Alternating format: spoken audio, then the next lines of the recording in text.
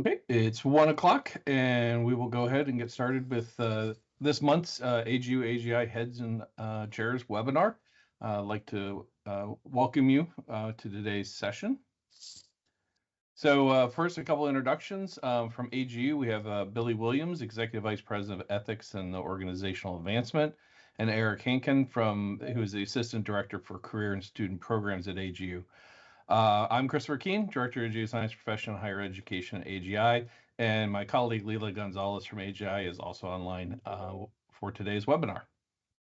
So today's webinar is Transforming Field Culture, Insights from the Advancing Field Safety Program. I'd like to welcome Matt Dawson, who is going to be leading our conversation today. So over to you, Matt. Just go ahead and take control. All right, well, thank you so much for the introduction. And get started with my presentation here. Perfect. All right, well, hello everyone. Good morning or good afternoon. I'm really excited to be presenting here to you all today. Many thanks to Leila and the teams at AGI and AGU for providing this platform to share some new information about the Advancing Field Safety Program, which is a program designed to help increase the level of safety and support, welcoming, inclusion in field science, to make field science enjoyable and supportive for everyone. Our team really appreciates the chance to be here today. My name is Matt Dawson. I'm the Associate Director for the CIRES CEEE, which is the Center for Education, Engagement, and Evaluation. I joined CIRES semi-recently in July 2025, and I also serve as the Advancing Field Safety, or AFS for short, Program Manager. All right, well, to start off, I wanted to ask everyone to drop a quick note in the chat and share, what is your favorite field site or just your favorite location to be in the outdoors in general, whether it's doing science or recreating perhaps. I always like hearing about the different places that everyone does their field work and goes to enjoy the outdoors. So I'll pause just for a quick moment to give folks a chance to drop that into the chat. All right, so we're getting some answers, and somebody's, I don't know if they're currently experiencing a thunderstorm or that's their favorite place to be. Either way sounds good. Sahara Desert, Lake Champlain, Vermont, anywhere cold and remote, South Dakota and Wyoming with students. So a wide variety of field areas. And I just wanted to note that the Advancing Field Safety Program is designed to be really broad and applicable to a variety of different field contexts. Whether you're somewhere cold and remote or within a thunderstorm or working on an ocean vessel, I think you'll be able to find some benefit in the Advancing Field Safety Program. So I'm going to play a little cartoon for you here. It's really short, but let's take a look at the cartoon.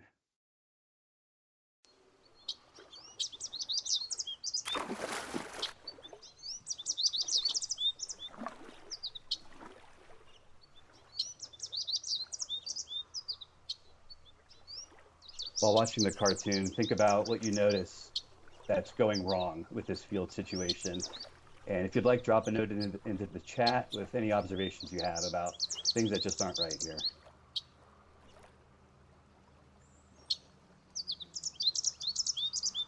A few things going on here.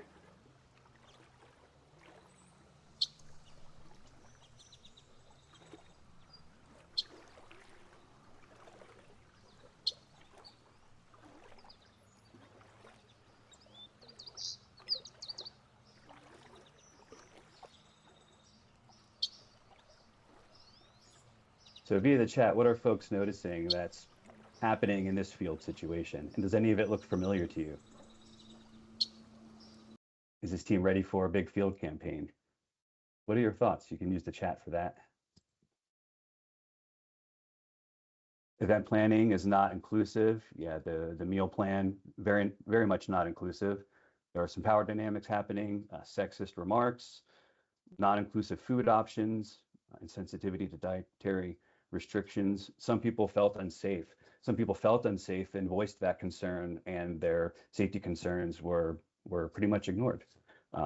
So a lot going on in that video. These are the things that we are trying to avoid.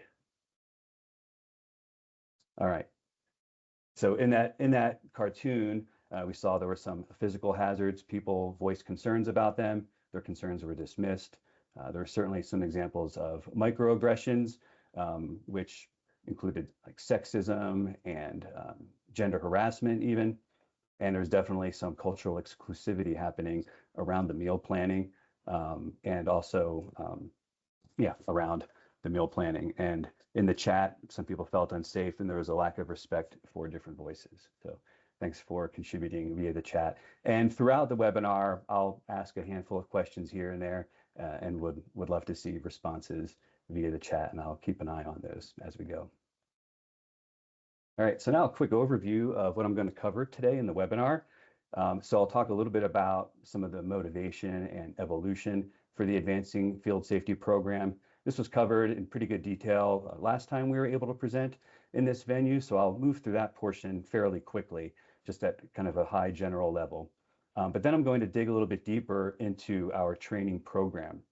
We'll look at the online course, including some examples of the course, which launched last year. We'll look at our online toolkit and some examples from that as well. And then one of my favorite parts of our training program is the workshops. So I'll give you a little bit of a taste of what you might experience when you attend one of our Advancing Field Safety workshops. And then I'll wrap up by talking about where we are currently with our research and evaluation programs, which will include an invitation for you all to participate in that aspect of the program if it would meet your needs. All right. So field work poses a variety of different challenges. It's very different from working in an office or laboratory environment. And there are challenges that are related to the field site or environment itself, like physical aspects of it. There could be demanding and physically strenuous work involved, increased exposure to unfamiliar hazards, and there might be new tasks and higher stress levels involved with being in an unfamiliar or remote environment. But then there are also some different challenges that are related to the team dynamics. You could have complex power dynamics between team members. People may feel or they may be physically and socially isolated, and that could have large impacts on team members. In certain field locations, it can be very difficult to leave, and there may be challenges in reporting incidents that might occur. There may be an increased vulnerability to identity-based exclusionary behaviors. That's something that we address in one of our workshops in great detail, and increased vulnerability to bullying and harassment. So it's just an overview of some of the various challenges that come with field research environments. And as you all are aware, the geosciences continue to lack diversity, even though great efforts have been made by a lot of the people on this webinar and others to change that situation. And what we really want to see is not just a field research culture that doesn't have harassment and safety concerns, but we want to make the culture a really positive one, one where people feel included and welcome to carry out science and to do their best work. A little bit more about some of the motivations behind the Advancing Field Safety program. In recent years, there have just been a heightened focus on field safety through conferences and publications, the Picture of Scientist film, for example, and it's really become more and more normalized that we need to pay attention to these issues. And then, of course, there is some incentive with the need to have a safe and inclusive fieldwork plan or a safe and harassment-free plan for working in field environments as part of NSF proposals and proposals to, and similar requirements with other funding agencies. And then some members of the Advancing Field Safety team have carried out a large survey in conjunction with AGU about the topic of field safety and microaggressions and incivility in field research environments. And this is just a quick high-level overview of some of those survey results in which people provided some suggestions for things that could be done to promote healthy and more inclusive field environments.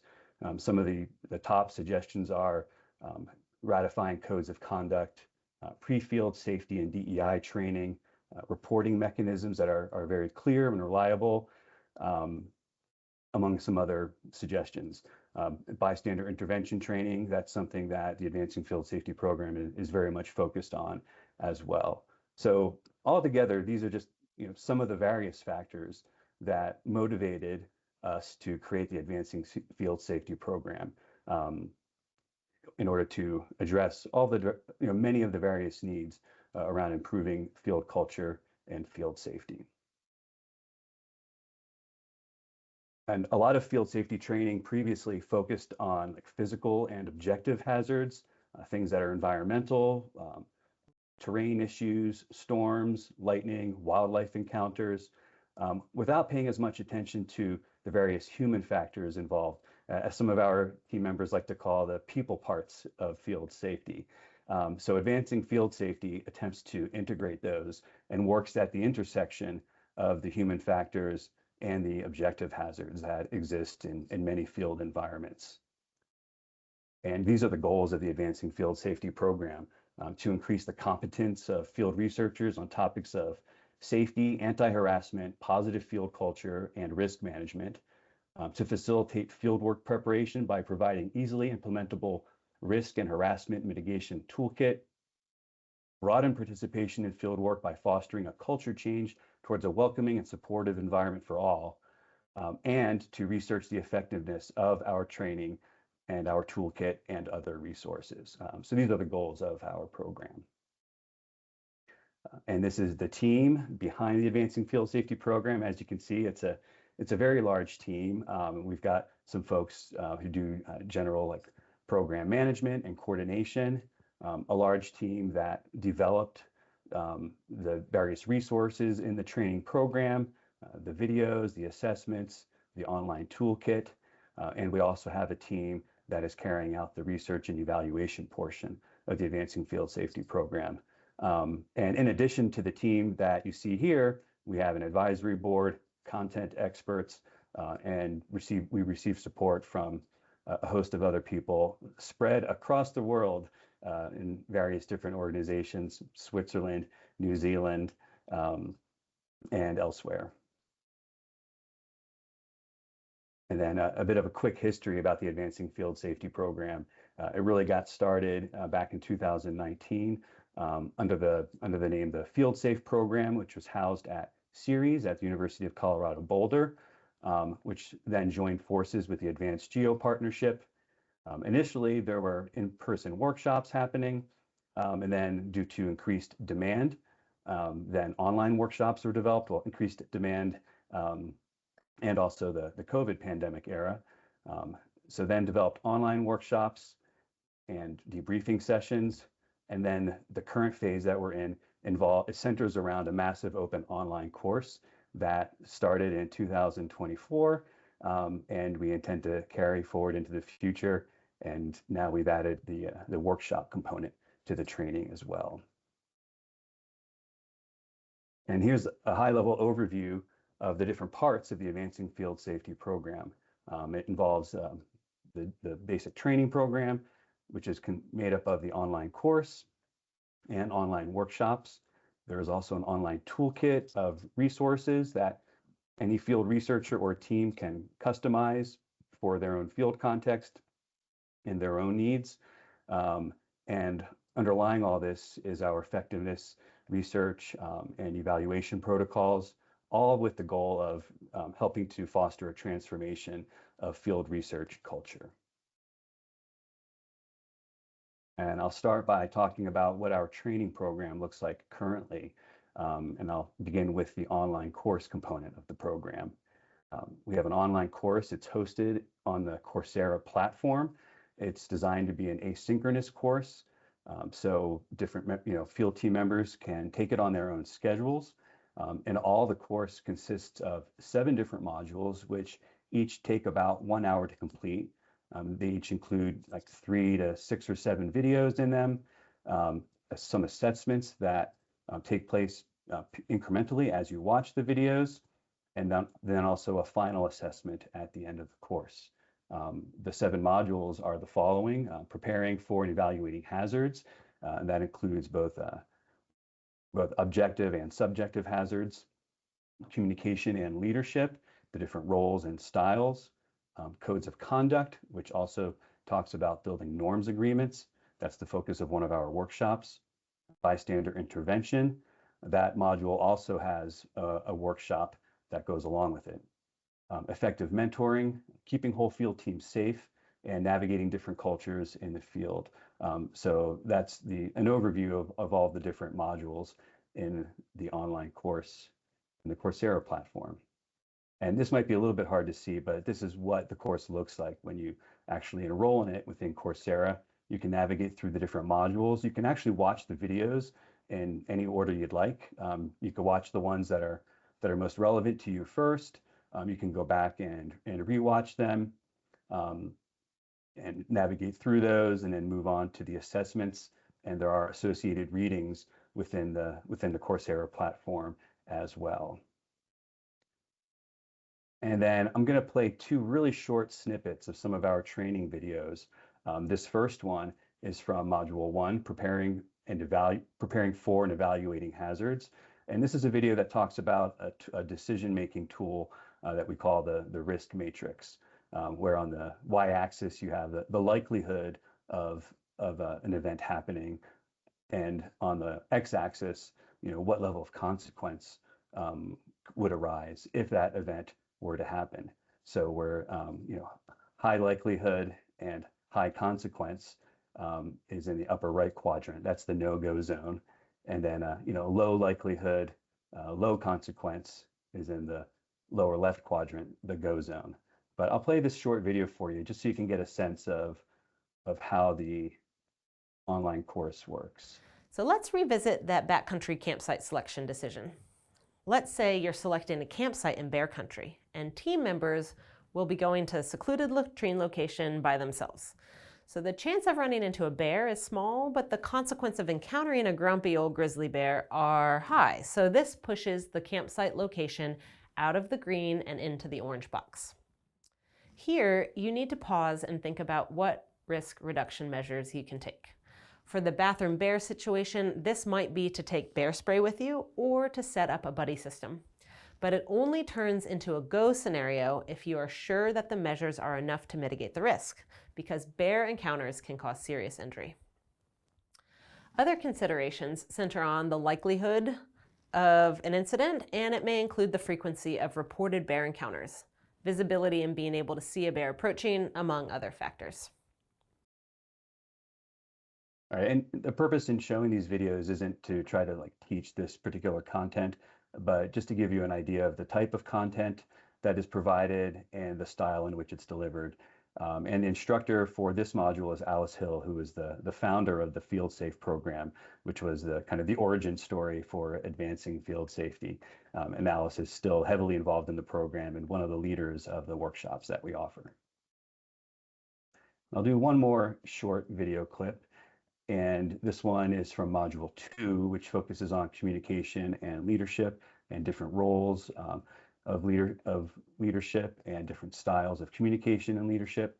And this video talks about different ways to categorize some of the leadership styles that you might see in a field research setting. In combination, these 2 axes create 4 quadrants. We have the analyzers in the top left. This is you if you already have that list of restaurants and ratings pulled up, ready to make a decision about where to go to dinner. The analyzers like to use and also provide lots of information. The energizers, down there, are focused on energy and will just try the first thing that comes to mind. They will walk off in some direction to find the first best restaurant. The caretakers, in the bottom left, emphasize caring. They're the ones who strive to make sure everyone is happy and put relationships first. They will gladly go to the restaurant identified by someone else. Finally, the captain actions in the top right already have a clear plan for solving the problem. They've long made a reservation in a restaurant.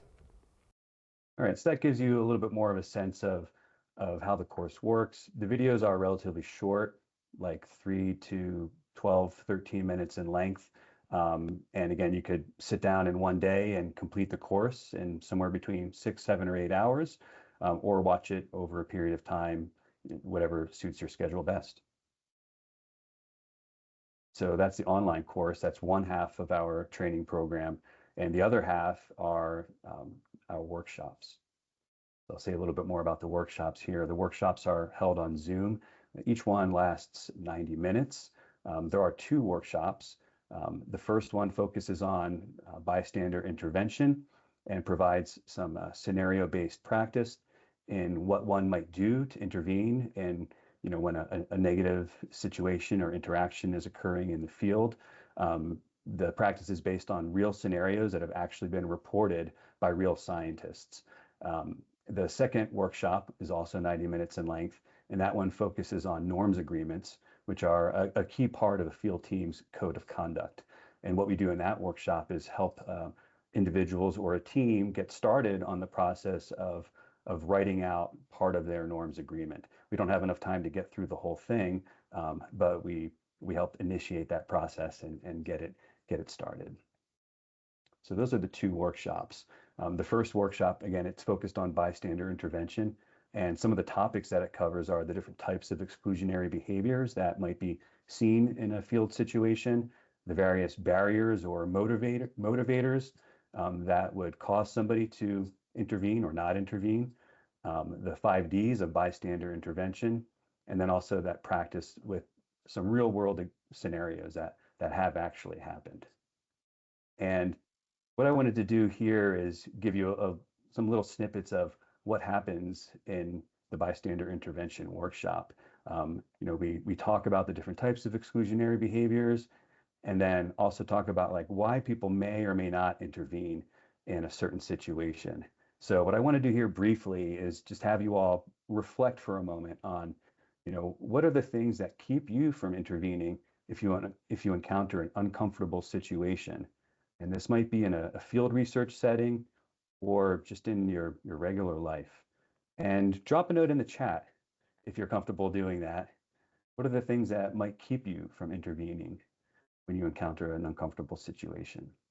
And this is something that we have a discussion about in this workshop.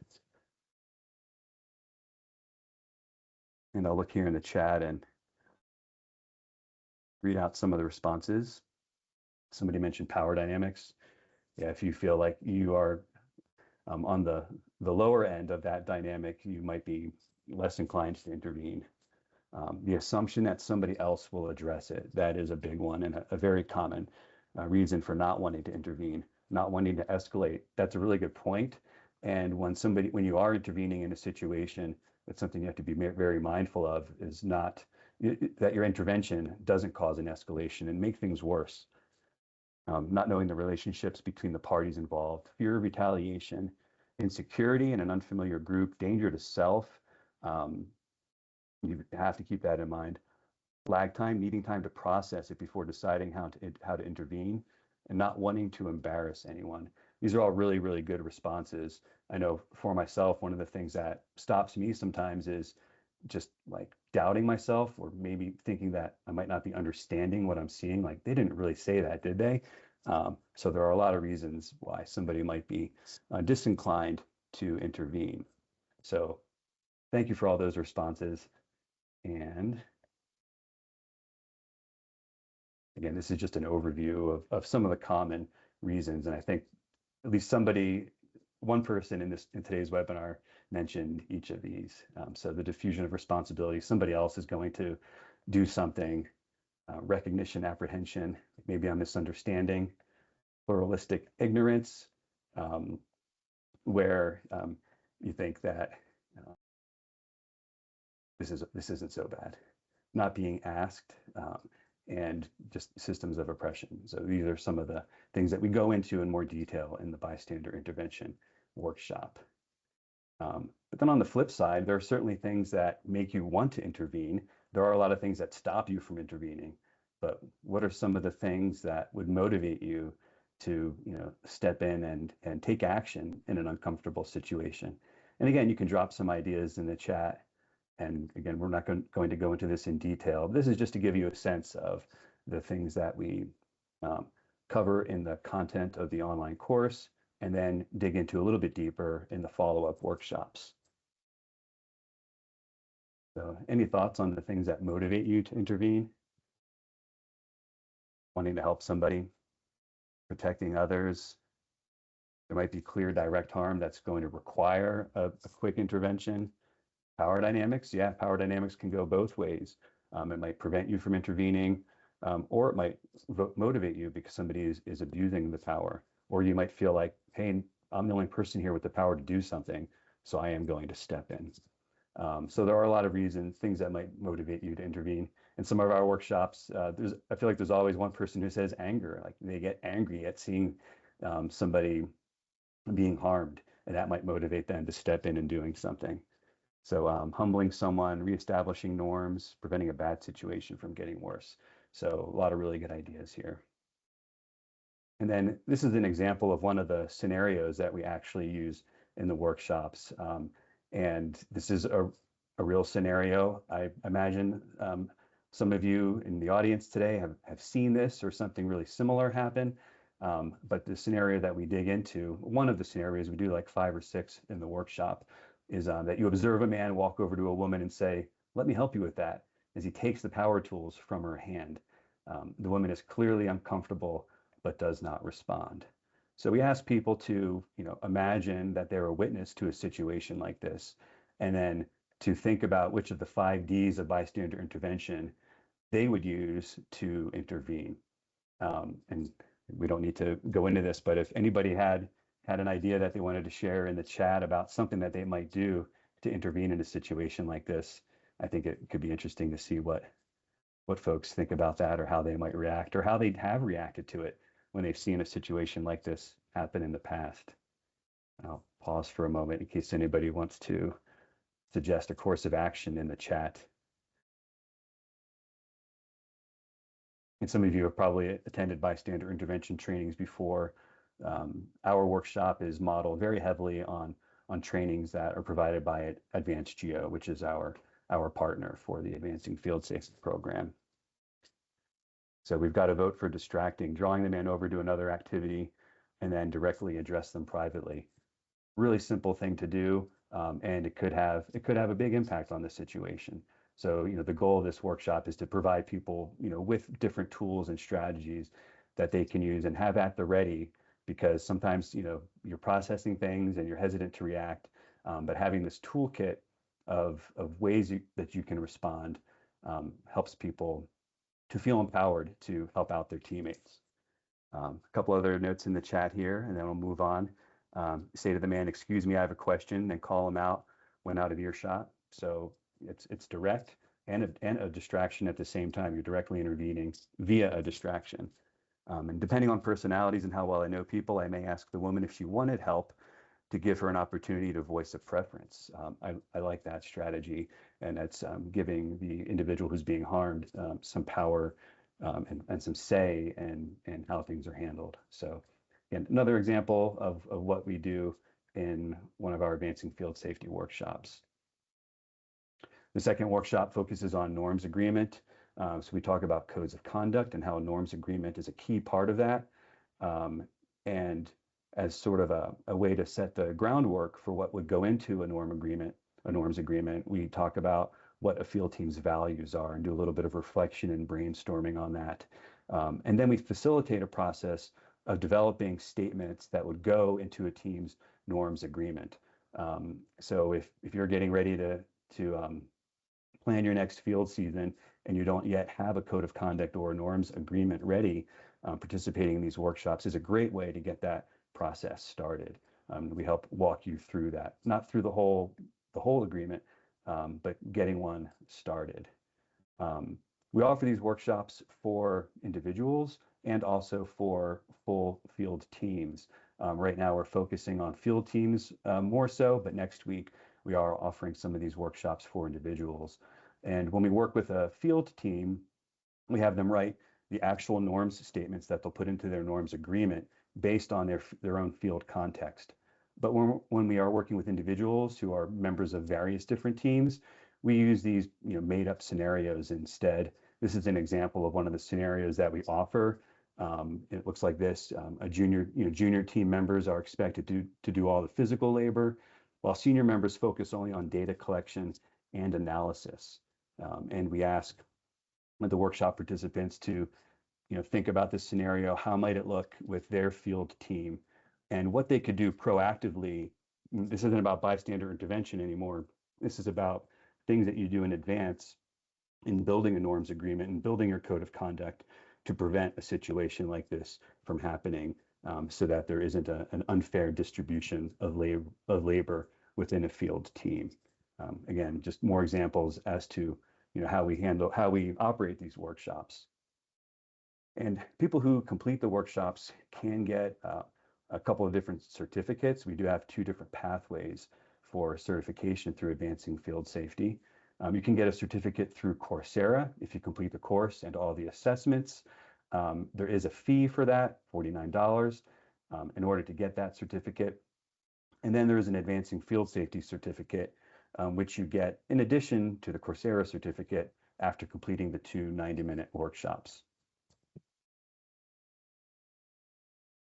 Oh, and I just noticed another point in the chat about culture, going back to the scenarios, cultural differences, and that's part of our online training talks about how you might address those, because people from different backgrounds or different cultures might interpret situations very differently. So thanks for that additional comment. But after you participate in a couple of workshops, you can get an Advancing Field Safety certificate. All right, now I wanted to talk about another component of the Advancing Field Safety program, the online toolkit.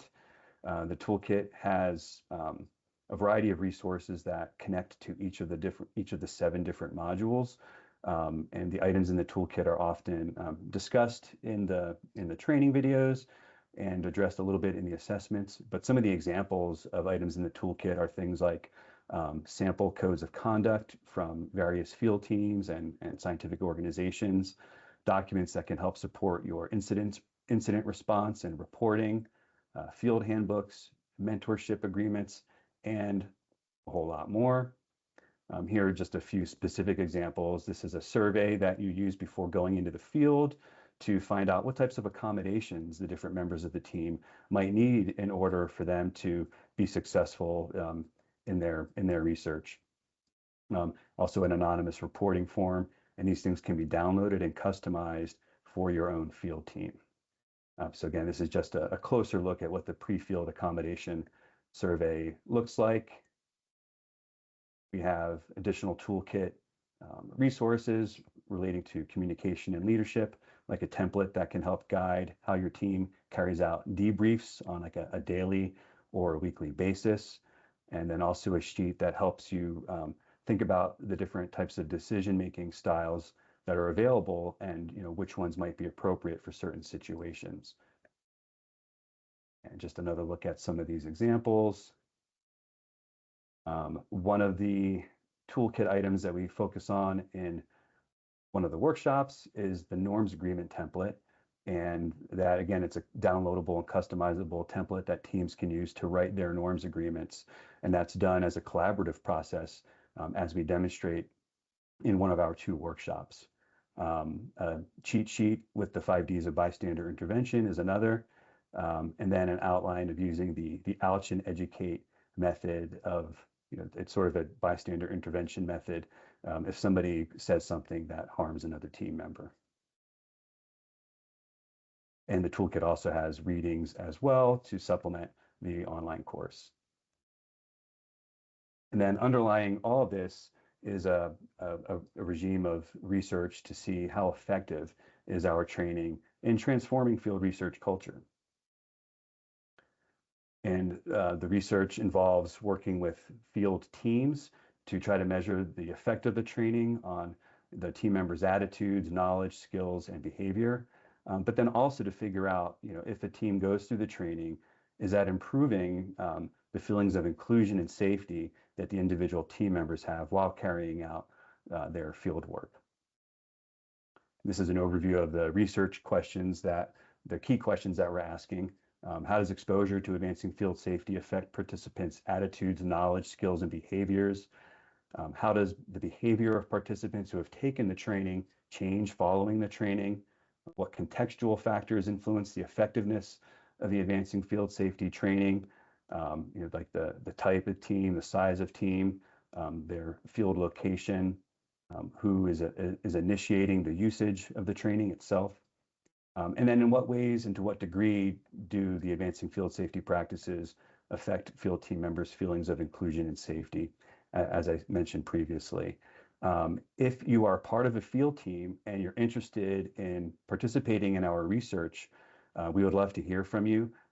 When the slides from today's webinar will be posted along with our contact information, and you can contact me directly or fill out a form on our website to learn more about how the research program works and how your field team can get involved and work together to go through the advancing field safety training, take the course, attend the workshops, and participate in the other research related activities. This is what it looks like for a field team to participate in the research. The main components of that are taking the online course, attending the live workshops.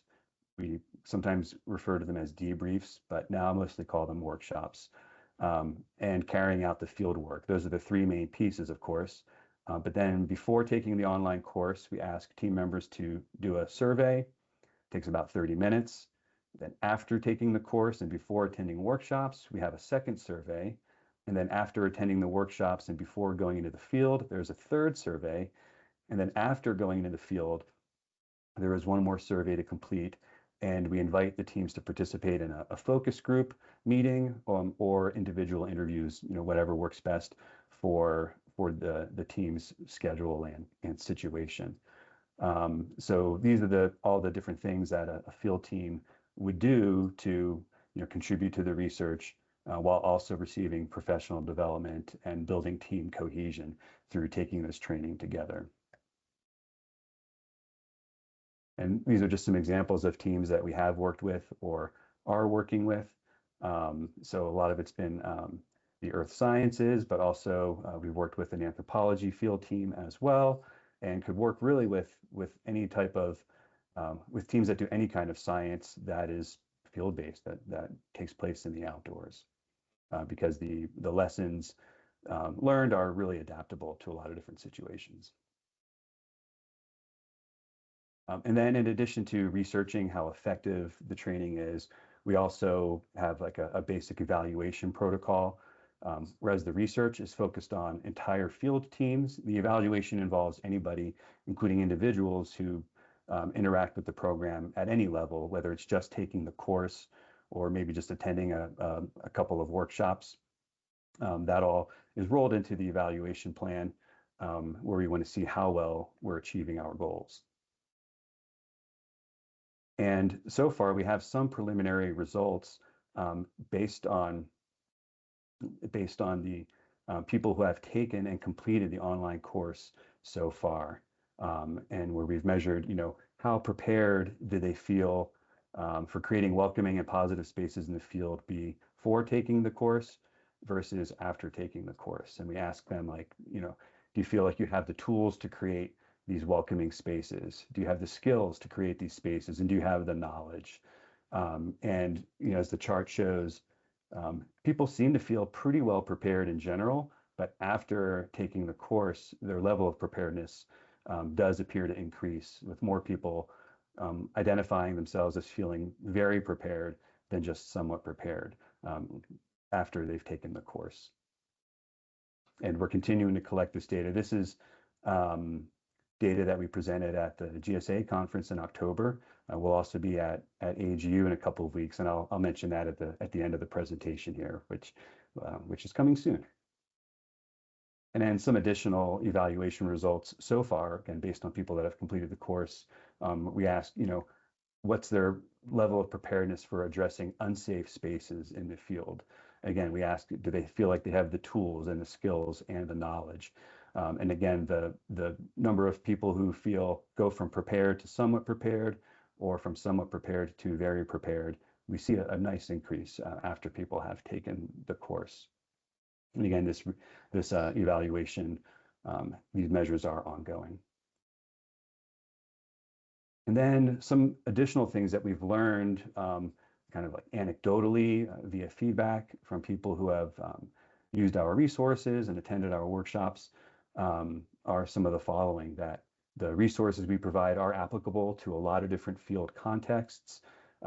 We've got people who are out in the field for months at a time to people who are just doing like partial day trips from their institution.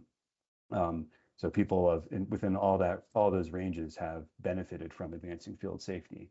The strategies that we provide can be viewed as field methods that are actually included in theses and other publications. Individual development plans, that's something that can be found in our toolkit and is addressed in the online training, can help educators tailor field lesson content and activities.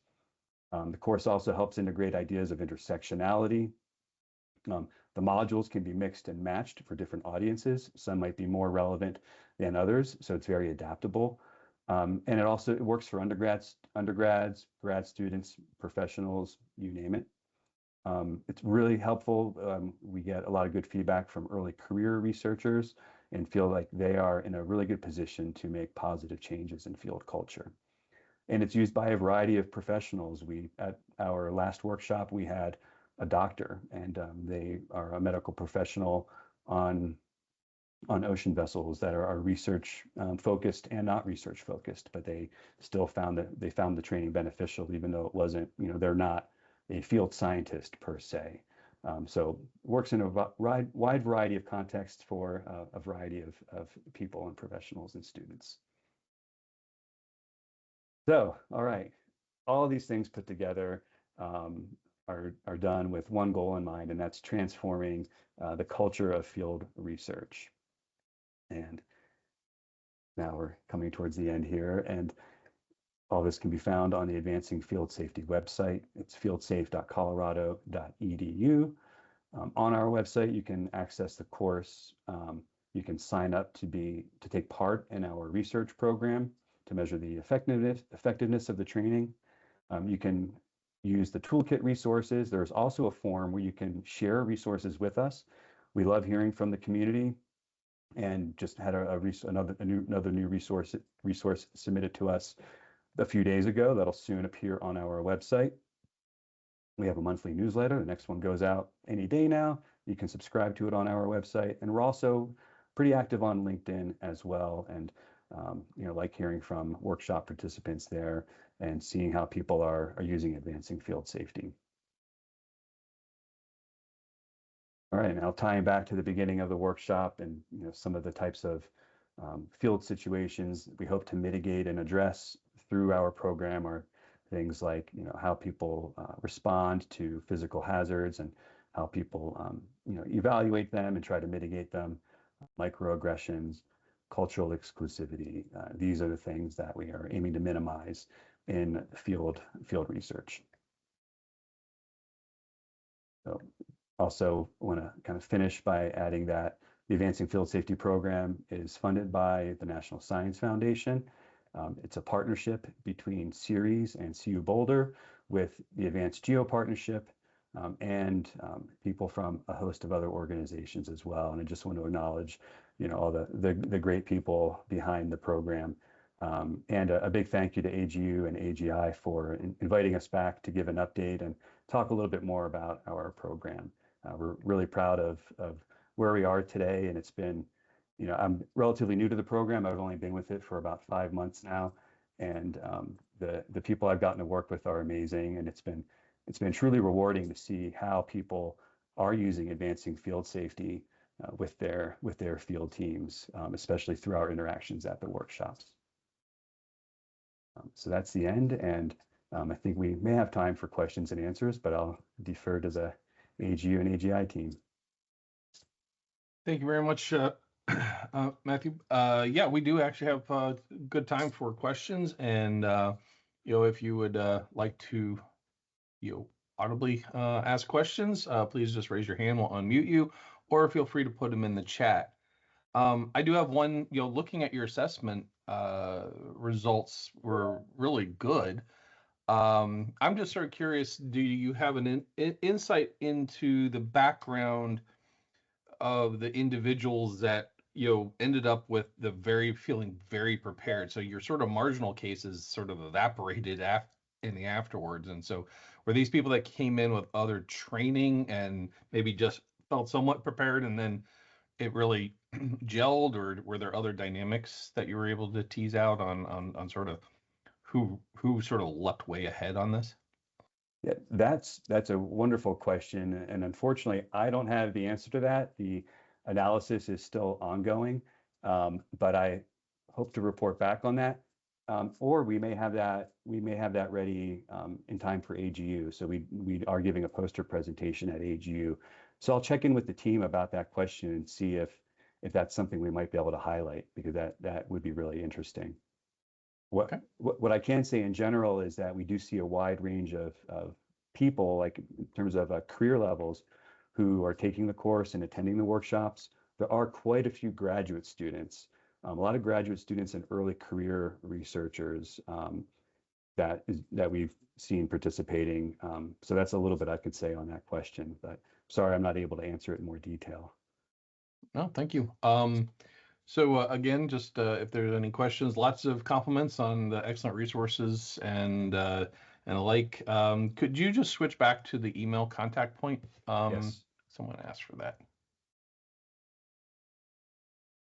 Yep, FieldSafe@colorado.edu, and that'll come straight to me. I check it hourly. And so Carly, we're gonna allow your mic, so you should be able to unmute and ask a question. Okay, I think I got it. Hi, Carly. Yeah. Okay, hi.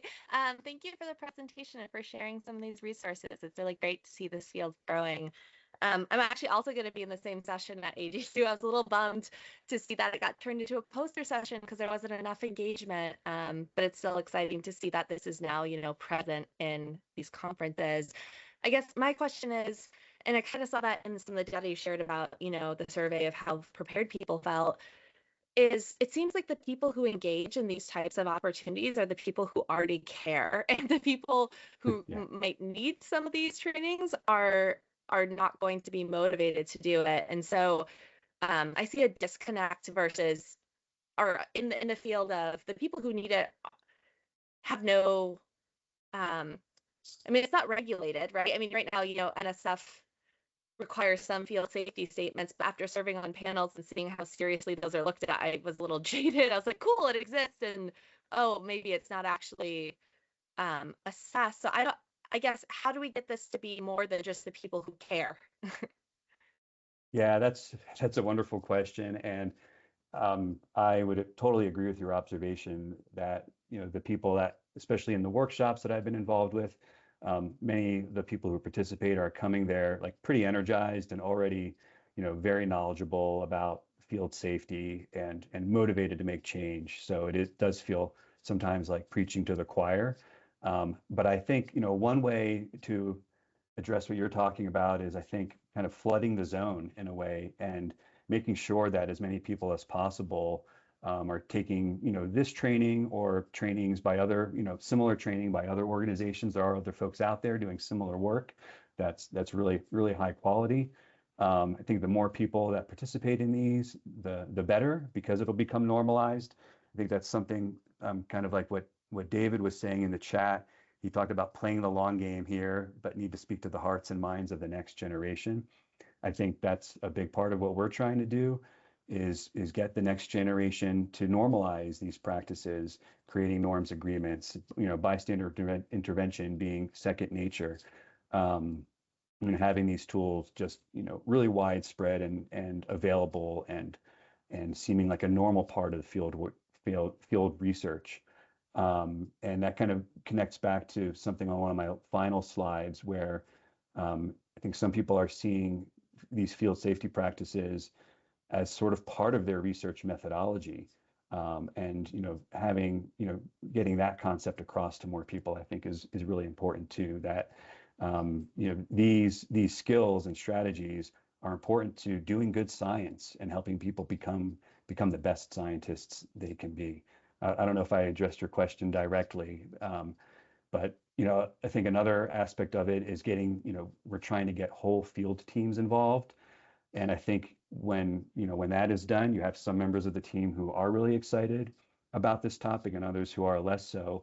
But they're being brought into the fold and attending these trainings and taking the course, together with their colleagues and, building some cohesion and improving team dynamics. So I think, to the extent people can get like entire teams or segments of teams involved in trainings like this, I think that can really be helpful as well, because then, people of all experience levels on the team are going to be exposed to this.